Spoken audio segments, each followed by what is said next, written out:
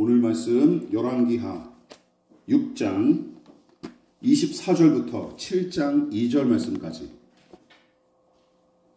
열왕기하 6장 24절부터 7장 2절 말씀까지 제가 가진 성경으로 구약 성경 571페이지 정도 됩니다.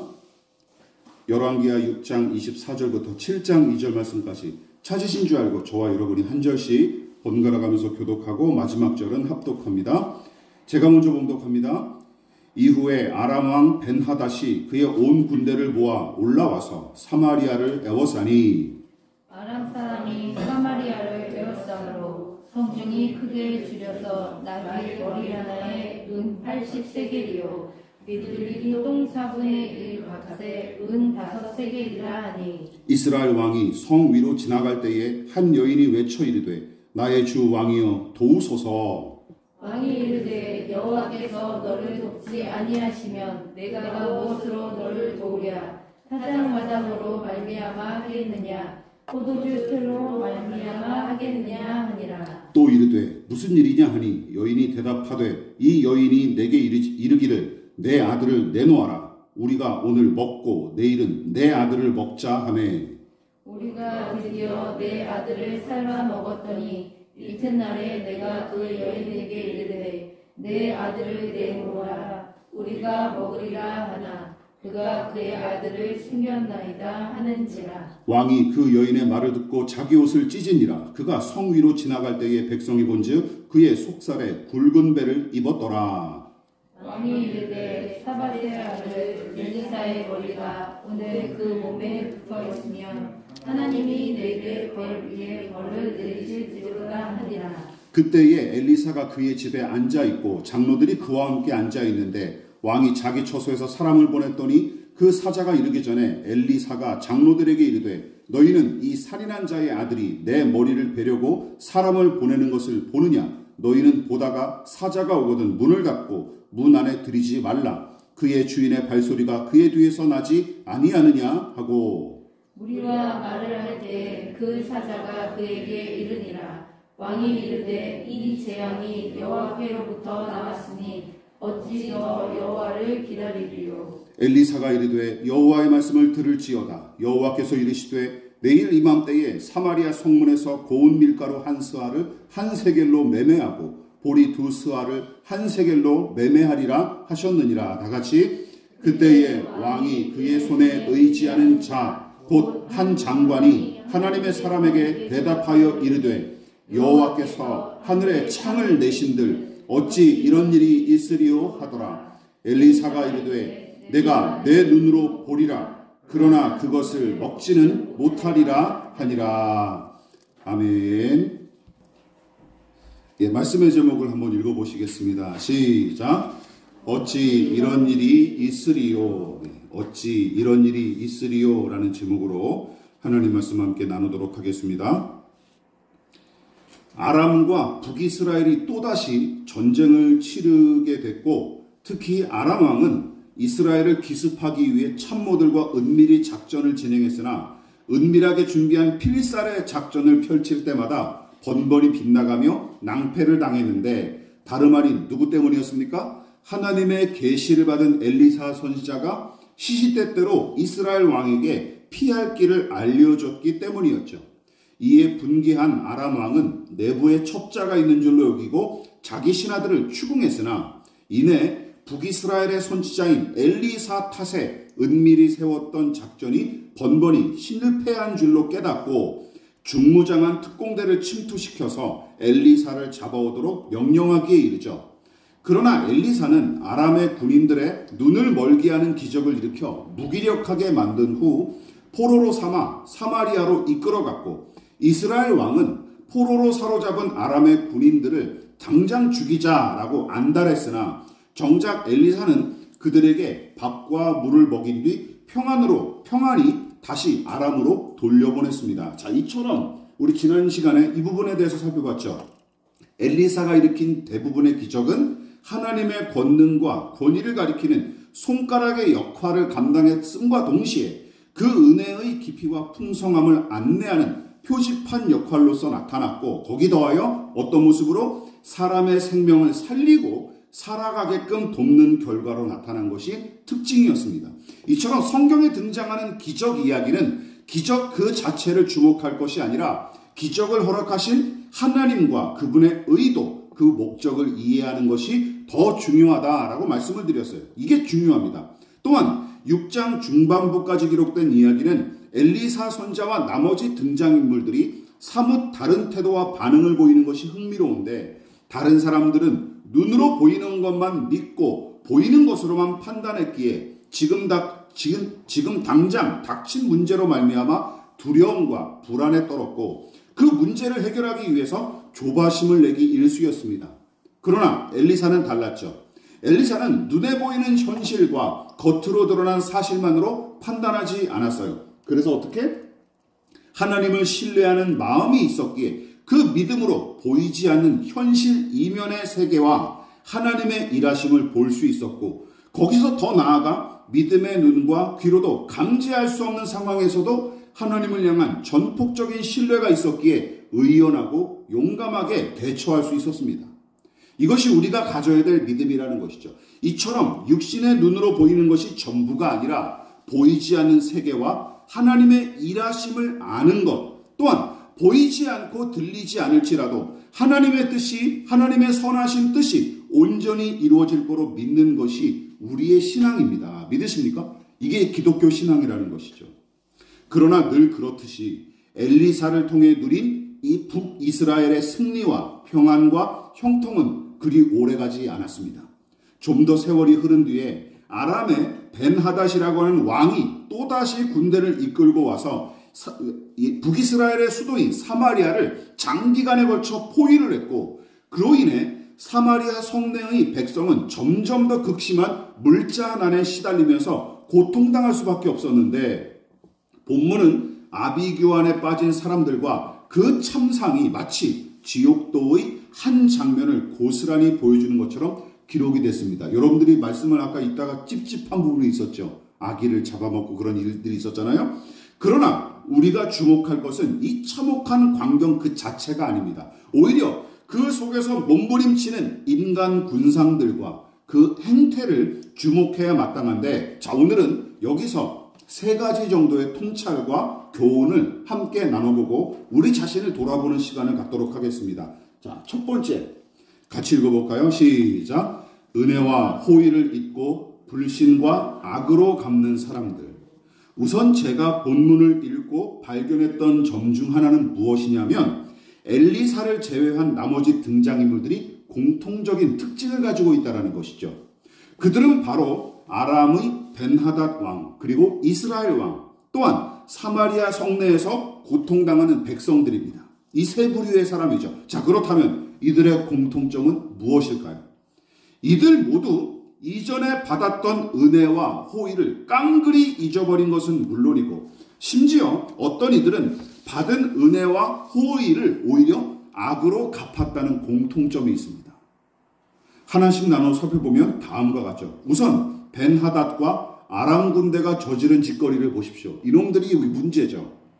단순히 북이스라엘을 재침공했다고 나무라는 게 아닙니다. 여러분, 이 이야기 직전에 있었던, 우리가 지난 설교를 한번 떠올려 보십시오. 무슨 일이 있었습니까? 아람 왕이 엘리사를 잡으려고 보낸 군사들이 갑자기 앞을 보지 못한 채 무기력하게 포로로 잡혔고, 이스라엘 왕은 포로로 잡은 그들을 당장 죽이자고 선지자에게 제안했으나 엘리사가 어떻게 했어요? 왕의 의견을 무시하면서까지 그들을 오히려 배불리 먹인 뒤에 순순히 아람으로 돌려보냄으로써 아람이 자기에게 행한 악을 악으로 갚지 않고 도리어 선을 베풀었습니다. 대단하죠? 자기를 잡으러, 죽이러 온 사람들이잖아요. 잡으러 온 사람들인데 오히려 그것을, 그 악을 악으로 갚지 않고 보복하지 않고 선으로 갚은 거예요. 여러분, 무엇보다 이 일을 계기로 북이스라엘과 아람이 서로 대적하지 않고 평화롭게 지냈으면 좋았겠지만, 배은망덕하게도 아람의 벤하닷은 그 일을 깡그리 잊고 또다시 북이스라엘을 침략하는 악을 저지른 것입니다.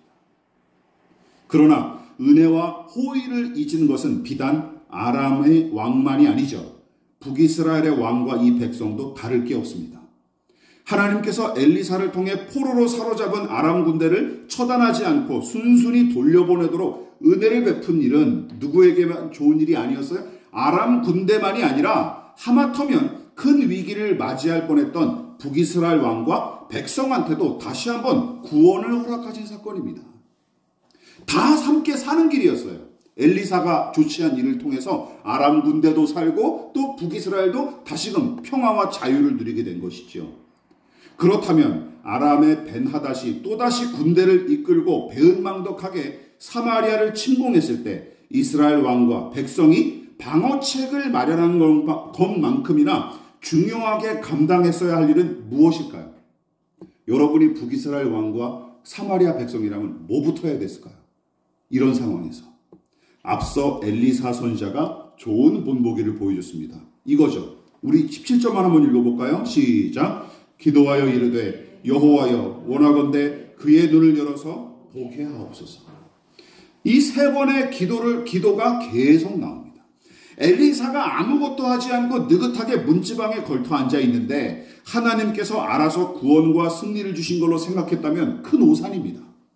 창과 칼을 들고 덤벼드는 군사들 못지않게 힘쓰고 애써 더욱 간절히 기도하며 구원과 은혜를 구했기에 하나님께서 그 중심을 기쁘게 받으시고 그에게 어떤 은혜를 허락하셨죠? 신령한 세계를 보게 하시며 전세를 역전시킬 수 있도록 도우신 것입니다. 그런데 이 엄청난 난관과 시련에 봉착했던 이스라엘 왕과 백성이 다시 재침공한 아람 군대에 맞서서 사마리아 성이 포위됐을 때 해야 될 일이 무엇이었겠습니까? 이걸 했어야죠. 하나님께 매달려 기도하거나 은혜를 구했어야 하는데 본문에 그런 기록이 있습니까? 없습니까? 전혀 등장하지 않습니다. 오히려 이스라엘 왕은 여호와 하나님을 노골적으로 비난하거나 빈정될 뿐이었고 하나님을 찾는 사람에 관한 기록은 단 한 구절도 기록되지 않습니다. 인간이 불신앙에 사로잡힌 인간이 얼마나 완고한지 아시겠죠? 얼마나 변하기가 힘든지 아시겠죠? 여기서도 분명히 드러나요. 제가 수차례 지적했다시피 신비하고 놀라운 기적을 몸소 체험하고 직접 목격한 그 탓에 하나님을 사랑하고 의지하는 믿음이 저절로 생기는 게 아닙니다. 여러분 생각해 보십시오. 기적을 체험한 모든 사람이 거듭납니까? 믿음을 가집니까? 아닙니다. 신기한 일을 또한 반대로 신기한 일을 직접 경험하지 못했다고 구원에서 제외됩니까? 그런 것도 아니에요. 믿음은 하나님께서 임의대로 일방적으로 주시는 은혜지 뭐 이렇게 해서 주어지고 저렇게 해서 주어지고 이런 게 아니라는 것이죠. 어쨌든 하나님께서 엘리사를 통해 이스라엘을 구원하신 일이 도대체 몇 번입니까? 그리고 그의 사역을 통해 베푸신 기적이 얼마나 많습니까? 엘리사가 지금까지 일으킨 기적만 해도 어마어마해요. 그거를 이 사람들도 다 목격하지 않았겠습니까? 그런데도 여전히 이래요. 반대로 자기들이 저지른 불의와 죄악으로 징계와 심판을 자초했던 일들을 떠올리고 진지하게 반성했더라면 그 시행착오를 발판 삼아 더더욱 하나님을 신뢰하며 위기를 극복했을 텐데 본문에 등장하는 이 이스라엘 왕과 백성은 그 심판과 구원의 하나님을 깡그리 잊은 채 마치 기억상실증에 걸린 사람들처럼 코앞에 닥친 위기만 보고 제 목숨 보존하기에만 급급할 뿐이었습니다. 여러분 이처럼 선을 악으로 갚는 아람 군대, 은혜를 불신과 외면으로 갚는 이스라엘 왕과 백성, 이게 지옥이지 뭡니까? 그리고 그 지옥도는 또 다른 광경으로 자연스럽게 이어집니다. 어떤 모습입니까? 시작. 당장의 이익과 눈앞의 현실만 보는 사람들. 우리가 지난번에도 이 부분에 대해서 함께 이야기를 나눴죠. 우리는 이미 지난 설교를 통해 눈에 보이는 외모와 현상만으로 섣부르게 사람과 현실을 판단하는 것이 얼마나 경박하고 위험천만한 짓인지 살펴봤습니다. 그런데 본문 이야기는 그 수준을 훌쩍 뛰어넘죠. 더군다나 벤하닷의 아람 군대가 사마리아 성을 장기간에 포위하는 바람에 벌어진 일련의 일들은 그냥 읽고 넘기기가 어려울 만큼 참혹하고 끔찍할 따름입니다. 하기야 여러분, 그 난리통에 어느 누가 만면의 미소를 지으며 감사하고 찬양할 수 있겠습니까? 그건 정신병자죠. 당연히 울부짖고 탄식해야 마땅합니다. 게다가 극심한 물자난으로 나귀 머리와 비둘기 똥마저 비싼 가격에 팔렸고 그마저도 부족해서 사고 싶어도 살 수 없는 처지였으며 인플레이션이 일어난 거죠. 심지어 오랜 굶주림에 시달리다가 어린 아기까지 잡아먹는 지경까지 이른 마당에 여러분, 도덕과 윤리를 논하는 것은 물론이고 신앙에 관해 이런저런 말을 늘어놓는 일 자체가 그 사람들에게 무슨 소용이었겠습니까? 이처럼 저는 사람이 감당할 수 없는 고통 앞에 어떤 사람이 신음하고 한숨 짓는 것 자체를 비판하는 게 아닙니다. 다만 이들의 행태가 갑작스럽게 찾아온 불행과 고난으로 말미암아 나타난 반응이라기보다는 아무 문제 없이 평안을 누릴 때부터 지녔던 평소의 반응과 태도였기에 문제로 삼고 비판하고 있는 것입니다. 그러니까 믿음의 사람 욥처럼 평소에 하나님의 사람답게 거룩하고 선하게 살던 사람이 갑자기 들이닥친 고난을 만나 울부짖고 괴로워하면서 아비규환에 빠진 게 아니라 아람이 쳐들어오기 전부터 그리고 평안할 때는 하나님을 무시하고 우상을 섬겼으며, 그리고 본문처럼 문제가 일어나고 곤경에 처하면 평소에는 찾지 않았던 하나님을 탓하기 일쑤였던 것이죠. 이스라엘 왕이 내뱉은 말에 그들의 평소의 그 습관들과 모습들이 아주 잘 나타납니다. 뭐라고 얘기합니까? 31절과 33절 이어서 읽어볼게요. 시작. 왕이 이르되 사밧의 아들 엘리사의 머리가 오늘 그 몸에 붙어있으면 하나님이 내게 벌 위에 벌을 내리실지로다 하니라. 무리와 말을 할 때에 그 사자가 그에게 이르니라. 왕이 이르되 이 재앙이 여호와께로부터 나왔으니 어찌 더 여호와를 기다리리요. 이스라엘 왕의 판단은 간단 명료합니다.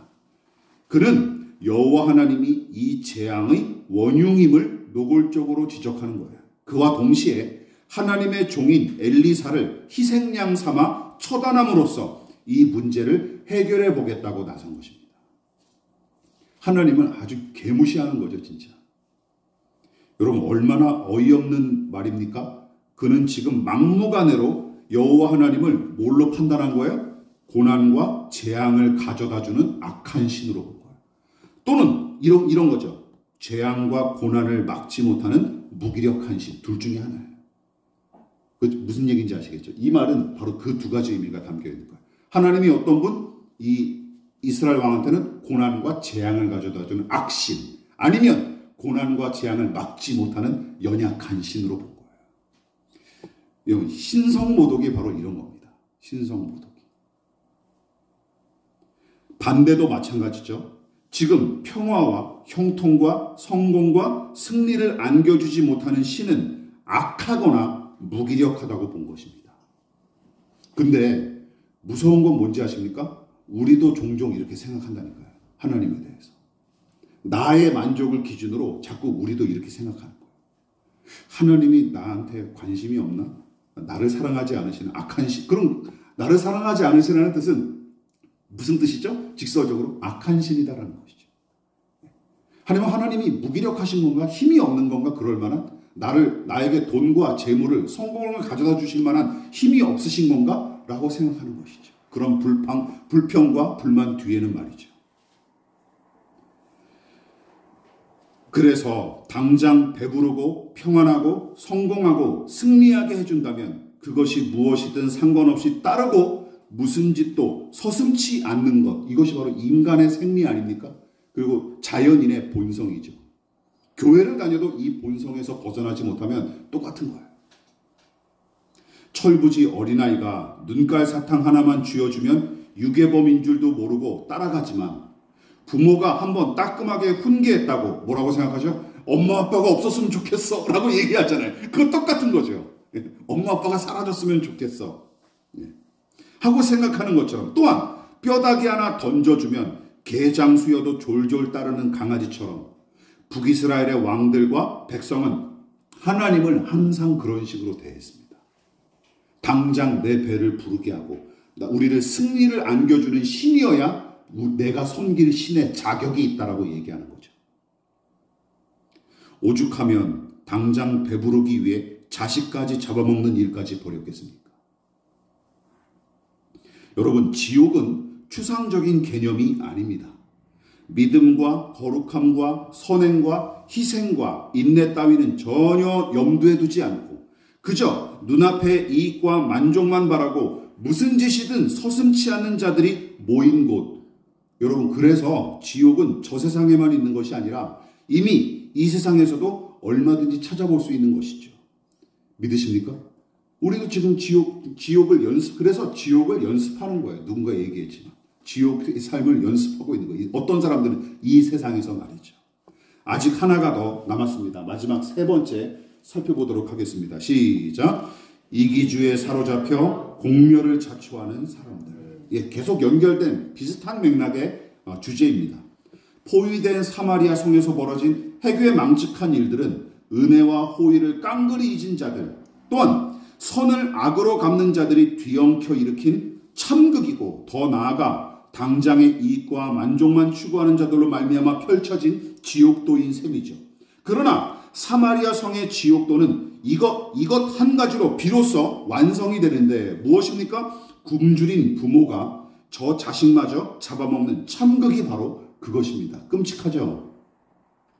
정신 이상자들이어서 그런 걸까요? 아닙니다. 여러분, 식인 풍습은 인류학자들은 인류의 시작과 더불어 이미 존재했다라고 이미 얘기하고 있고 비슷한 유형의 일들은 지금까지도 계속 가끔씩 일어납니다. 심지어 그러니까 범죄자들이 이제 잔인한 범죄자들이 그런 짓을 종종 저지르기도 하잖아요. 최근에도 그런 일들이 있었어요.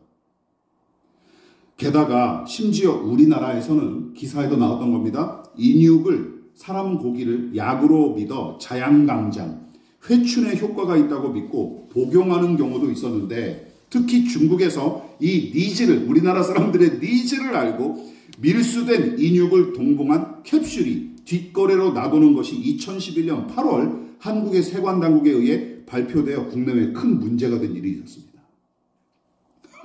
진짜 정력에 좋다 하면 이게 뭐 진짜 미친 것 같아요. 그러니까 이건 역시 당장 보신 효과를 위해 벌이는 짓거리가 아니겠습니까? 그러니까 성경의 이 이야기가 끔찍하다. 아니네.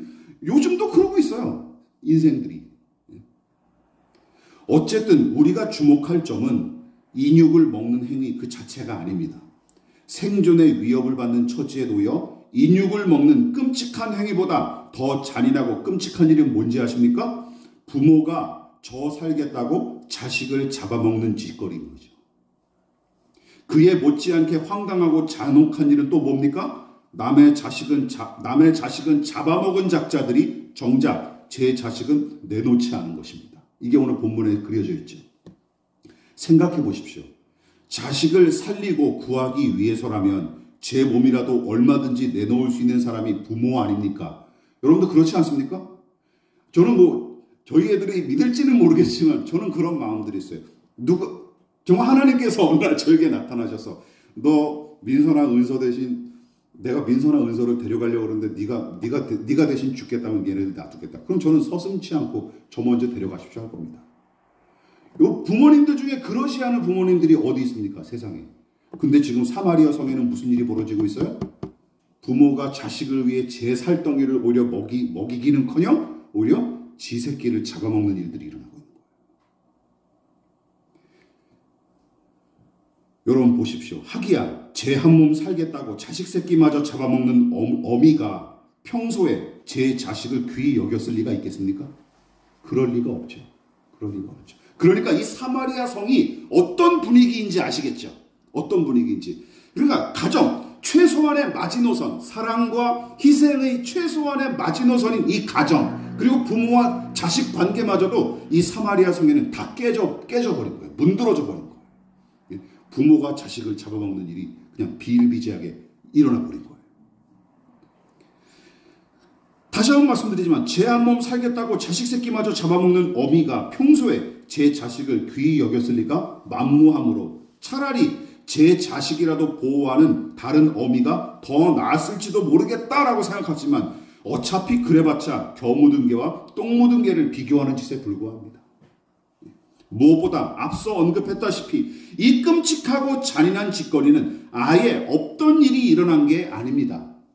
평상시에는 제 이익과 안녕을 위해 남을 속이고 이용해 먹는 정도로 나타났던 사마리아 사람들의 이기적인 성향이 전쟁이라는 극단적인 이 상황에 이 물자난에 시달리는 등의 생존마저 위협받는 처지까지 이르자 더욱 흉측한 형태로 발현됐을 뿐이에요. 평소에 가지고 있던 이기심이 이 극단적인 상황과 만나서 탁 스파크를 일으킨 것이죠. 폭발이 된 거예요. 게다가 백성의 생계와 생명을 돌봐야 할 왕이 도움을 구하며 하소연하는 자기 새끼마저 잡아먹은 이 여인에게 짓거린 말도 이기주의의 아주 전형을 잘 보여주고 있습니다. 뭐라고 얘기합니까?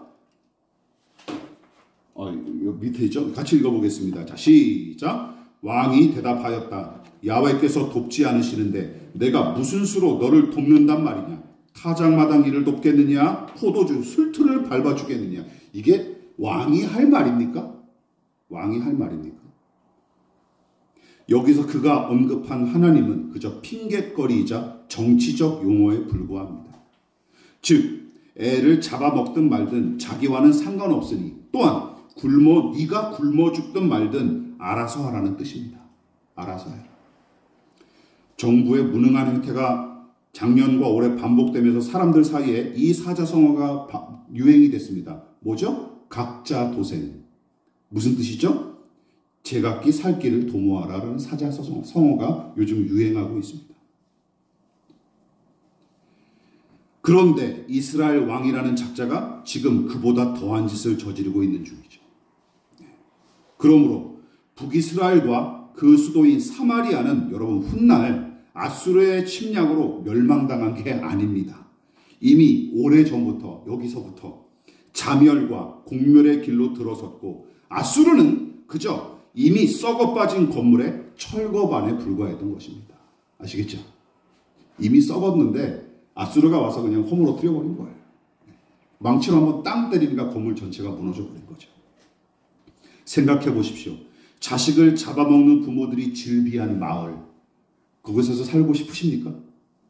그곳에서 살고 싶으십니까?